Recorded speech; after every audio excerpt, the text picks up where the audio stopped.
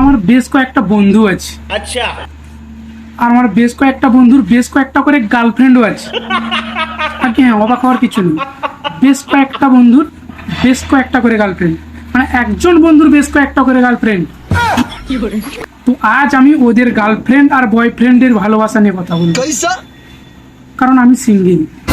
এখন কথা হলো, আমি সিঙ্গেল, তাতে আমার কোনো কষ্টও হয়, কিন্তু আমার কষ্টটা তো কোনো প্রবলেম না, কারণ আমি জানি আমার চেহারাটা অতটাও খরগোশ মুখো টাইপের কিউট না যে যে কোনো মেয়ে এসে পছন্দ করবে আর বলবে আমি তোমাকে ভালোবাসি। আমার প্রবলেমটা হচ্ছে আমার বন্ধুরা ওদের গার্লফ্রেন্ডের ক্যারেক্টারটাকে সময় সময় মতো চেঞ্জ করে, না মানে ওই রকম ভাবে ক্যারেক্টার চেঞ্জ করা না, এটাই আলাদা একটু আর কি। যেমন ধরো এই সামনে তো দুর্গাপুজো আসছে, বলবে জানো শোনা তোমাকে একদম দুর্গা ঠাকুরের মতো লাগছে। আবার লক্ষ্মী পুজো আছে, বলবে শোনা জানো তোমাকে একদম লক্ষ্মী ঠাকুরের মতো কিউট লাগছে। ব্যাস এতটুকু তো ওরা থামছে না, কারণ সামনে আরো কালী পুজো আছে, সরস্বতী পুজো আছে, অনেক রকমের দেবী আছে।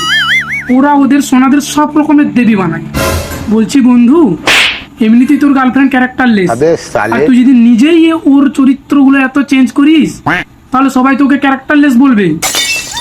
আর ওটা তোর গার্লফ্রেন্ড মা বিপত্তারিণী না, যে সময় সময় মতো বিভিন্ন দেবীর রূপ ধারণ করবে। গার্লফ্রেন্ডকে গার্লফ্রেন্ডের মতো রাখতে শেখ না, দেবী করার তো কোনো দরকার নেই। এটা দেখা গেলো আমার নিষ্পাপ বন্ধুর কথা, ওদের গার্লফ্রেন্ডরাও কম না। আচ্ছা বলছি, আমি জানি আমার বন্ধু কতটা ভালো আর কতটা টাইপের হারামজাদা, কিন্তু ওটা তো ওদের গার্লফ্রেন্ডরা জানে না।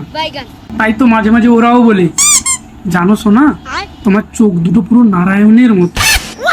আবার একজন বলছে জানো শোনা তোমার মুখটা পুরো শিব ঠাকুরের মতো।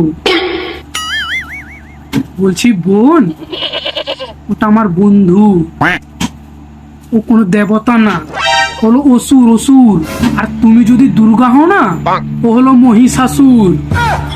মাথায় রেখো কথাটা। আর বন্ধু তোকেও বলছি, তুই যাকে দেবী ভাবছিস না, ও আসলে দেবী না, ও হলো ডাইনি। ভালো করে খোঁজ খবর নিয়ে দেখ, ও এক তো গুটকা খাই নয়তো খাই খইনি। আরামজাদা।